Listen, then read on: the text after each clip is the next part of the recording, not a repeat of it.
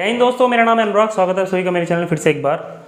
दोस्तों कल मैंने अपनी bullet 350 BS6 standard 350 BS6 model जो मेरे पास बाइक थी वो मैंने बेच दी है, सोल्ड कर दी है।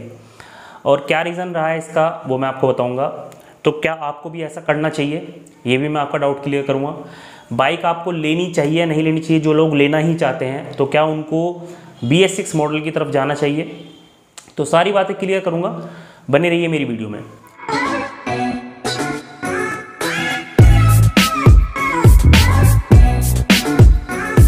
दोस्तों सबसे पहले तो मैं आपको एक चीज़ क्लियर कर देता हूँ, कुछ डिटेल्स इस बाइक की बता देता हूँ आपको। देखिए इससे पहले मेरे पास रही थी क्लासिक 350 BS4 मॉडल, और क्लासिक 350 BS4 मॉडल मैंने करीबन 3 साल तक अपने पास रखी और मुझे कोई इशू उसके साथ ऐसा कुछ फेस नहीं हुआ।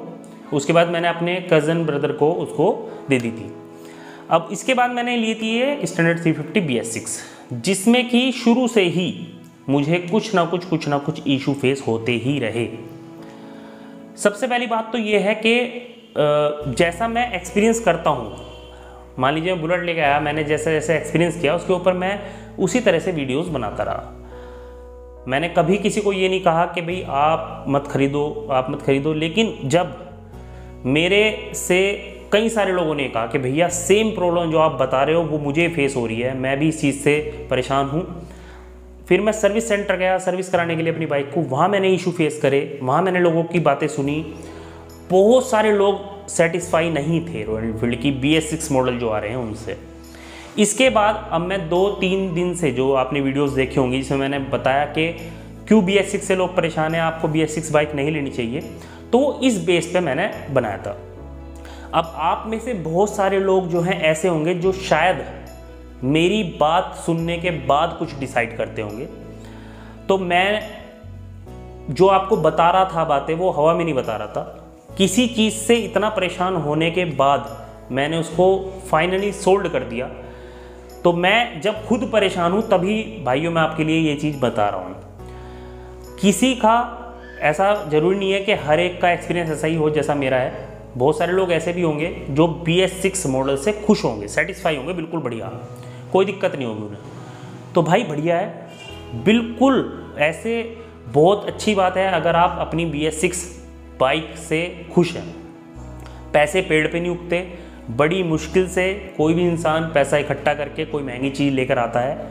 आज के समय पे 1.5-2 लाख रुपए की बाइक बहुत महंगी नहीं है, लेकिन 1.5-2 लाख रुपए होना हर एक के पास हो ऐसा ज़रूरी भी नहीं है। तो आप अगर कोई चीज़ लाए हैं और वो चीज़ आपकी बढ़िया है तो आप बिल्कुल भी उसको सेल ना करें।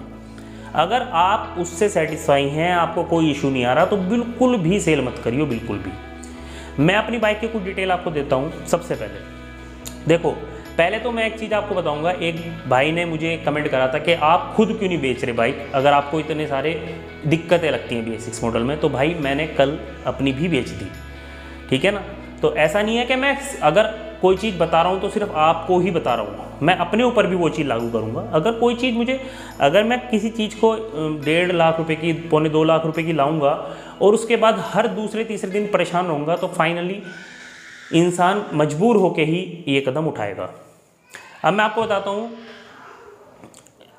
सितंबर 2020 में मैं इस बाइक को लेकर आया था। लगभग 7,000 किलोमीटर मैंने इस बाइक को चलाई और 1,48,000 रुपये 1,48,000 रुपीज़ की मैंने इसको कल 30 अप्रैल 2021 को बेच दी। दोस्तों देखिए, जिस दिन से मैं बाइक लाया, सबसे पहले तो मुझे जहाँ से मैंने बाइक को अरेंज किया था, मतलब क्योंकि मैं मुजफ्फरनगर से हूँ, तो मुजफ्फरनगर में उस समय बाइक अवेलेबल नहीं थी सितंबर 2020 में। उस समय लॉकडाउन खुला था और माल नहीं था कहीं भी शोरूम पर। तो मैं कहीं बाहर से जाकर जो है बाइक लेकर आया था। तो वहाँ के शोरूम वालों का व्यवहार ही बहुत गंदा था। पहले तो उन्होंने मुझे साफ बोला कि अगर आप लेग गार्ड और एसेसरीज और एक्सटेंडेड वारंटी नहीं लेंगे तो हम बाइक आपको दे ही नहीं सकते। तो पहली चीज़ तो मेरी यहीं से ख़राब हो गई। जो दूसरा जो इशू आया मेरे साथ में बाइक को लेकर, वो आया बाइक का एक तरफ भागना।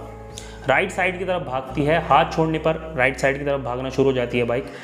ये बड़ा गहरा इशू था और मैं बेसिकली चाहता था कि मेरी कोई चीज़ परफेक्ट होनी चाहिए। अगर मैं पैसा खर्च कर रहा हूँ, इतना वेटिंग करके कोई चीज़ ला रहा हूँ, तो वो चीज़ परफेक्ट होनी चाहिए बिल्कुल। लेकिन इस चीज़ को सॉल्व कराने में बड़ी परेशानी हुई मुझे। फाइनली मैंने इसको सॉल्व कराई। उसके बाद दूसरी जो इसमें इशू आना शुरू हुआ वो आया मिसिंग का। बार बार बाइक झटके ले लेके बंद हो रही थी, बार बार बंद हो जाती थी, कई बार स्टार्ट नहीं होती थी। लेकिन वो भी सर्विस सेंटर पे मैंने दिखाया, एक दिन सर्विस सेंटर बाइक खड़ी रही, फिर वहाँ से ठीक हो गई। फिर तीसरा जो इशू आया वो आया स्पीडोमीटर का, स्पीडोमीटर ख़राब हो गया इसका। चौथी बार जो इशू आया फिर से वही मिसिंग वाला इशू आया।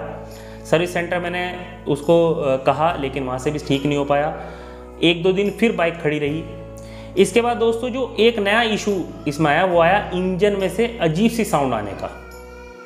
फिर मैं दोबारा सर्विस सेंटर पे गया, वहाँ से वो ठीक करा के आया। अब बाइक बिल्कुल ओके चल रही थी। 10-15 बार झक मार के सर्विस सेंटर पे धक्के खा के फाइनली बाइक मेरी परफेक्ट हो चुकी थी। कोई इशू नहीं मुझे फेस हो रहा था, एक तरफ भाग भी नहीं रही थी बाइक, स्पीडोमीटर भी बदल गया था, सब चीज़ हो गया था। अब 3-4 दिन से फिर से बाइक ने झटके लेने शुरू कर दिए। अब मैं फिर सर्विस सेंटर गया, मैंने उनसे फिर कहा, उन्होंने कहा मुझे जहाँ तक लगता है कि इसका ECU ख़राब हो गया है, और अगर इसका ECU ख़राब हो गया है तो हमें स्पेशली ऑर्डर करना पड़ेगा। जब तक ऑर्डर में ECU नहीं आता ऑर्डर करने के बाद, तब तक आपकी बाइक हो सकता है यहीं पर खड़ी करनी पड़े। मैंने उनसे कहा कि भैया इसका ECU आप किसी भी तरह बदल दीजिए, रिक्वेस्ट है आपसे, प्लीज़ बदल दो आप। सभी बाइक का ECU सेम है, कोई फ़र्क नहीं है। हो सकता है कुछ ऐसा उनका कुछ सिस्टम होता हो कि अलग अलग पर्टिकुलर हर एक बाइक का अलग अलग हो। खैर उसने मेरी रिक्वेस्ट मानी, उसने ECU चेंज किया और ऑर्डर में डाल दिया। जो भी कुछ उसने किया, मेरी बाइक स्टार्ट हो गई। लेकिन अब मैं इतना ज़्यादा इरिटेट हो चुका था इससे, क्योंकि ECU चेंज करने के 2 घंटे बाद बाइक ने फिर मिसिंग करनी शुरू कर दी। दोस्तों मैं इतना ज़्यादा टाइम नहीं दे सकता किसी भी चीज़ को कि मैं हर तीसरे चौथे दिन उसको ले लेके सर्विस सेंटर पे जाऊं। और एक कमाल की बात यह है कि जिस सर्विस सेंटर में जा रहा था, पता नहीं है ये पॉलिसी हर जगह है या क्या है, अगर आपकी बाइक गारंटी में भी है तो भी आप पे सर्विस चार्ज लगाया जा रहा है सर्विस सेंटर पे। हालांकि मैंने 2-3 बार नहीं दिया, और जो दिया भी वो बहुत कम करके दिया। लेकिन अगर आपकी बाइक वारंटी में है उसके बावजूद भी सर्विस चार्ज आप पे किस तरीके से लगाया जा रहा है, ये चीज़ मेरे समझ से परे है।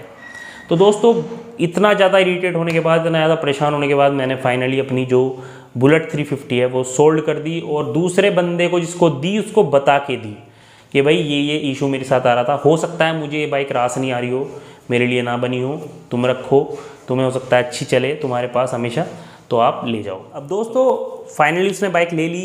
अब जो बड़ा सवाल है वो ये है कि क्या कभी मैं भविष्य में रॉयल एनफील्ड की कोई बाइक लूँगा या स्टैंडर्ड 350 लूँगा? बिल्कुल लूँगा, क्योंकि ऐसा अगर एक किसी चीज़ में कोई खामी निकल जाती है तो ज़रूरी नहीं कि सभी चीज़ों में आगे भी खामी निकलेगी। हो सकता है इस पीस में कोई प्रॉब्लम हो, आगे बढ़िया हो, तो मैं वेट करूँगा स्टैंडर्ड 350 नेक्स्ट जनरेशन का भी पहले, और ये भी देखूँगा कि कोई BS4 मॉडल कोई अच्छी अगर मुझे मिलती है, ऐसी कोई जल्दबाजी नहीं है, तो उसका भी मैं वेट करूँगा। तो दोनों चीज़ें मेरे लिए है।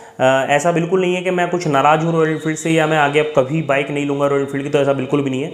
अब एक क्वेश्चन जो है वो ये है कि दोस्तों के आप में से बहुत सारे लोग ये जानना चाहते हैं मुझसे कि क्या आपको क्लासिक 350, बुलेट 350 या फिर बुलेट 350 ES BS6 मॉडल खरीदनी चाहिए इस समय पे? नहीं, क्योंकि ऑप्शन नहीं है।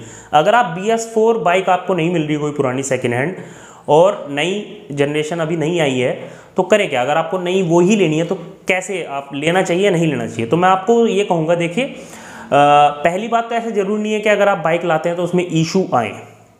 बहुत लोगों को इशू आ रहे हैं, और अगर आप बिल्कुल लेना ही चाहते हैं तो फिर ये सोच के चलें कि अगर थोड़े बहुत इश्यूज़ आते हैं, जैसे एक तरफ भागने वाला इशू है या मिसिंग वाला इशू है, तो आप इस चीज़ के लिए प्रिपेयर रहें कि भाई अगर इस तरह के इश्यूज़ आते हैं तो आप उनको थोड़ा हैंडल कर लें।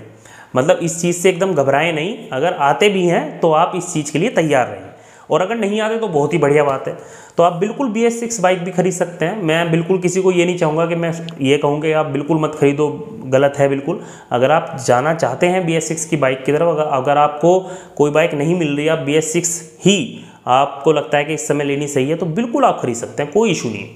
तो दोस्तों ये थी सारी वीडियो, आशा करता हूँ आपको अच्छी लगी होगी वीडियो। कोई भी कमेंट हो तो आप बिल्कुल मुझे कर सकते हैं।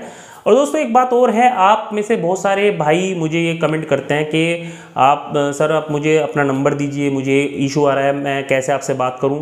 दोस्तों मैंने एक ज्वाइन बटन आप नीचे मेरे वीडियोज़ में देख रहे होंगे, तो आप मुझे ज्वाइन कर सकते हैं। और मैंने उसकी फ़ीस बहुत ही मिनिमम कर रखी है, 99 रुपीज़ पर मंथ की।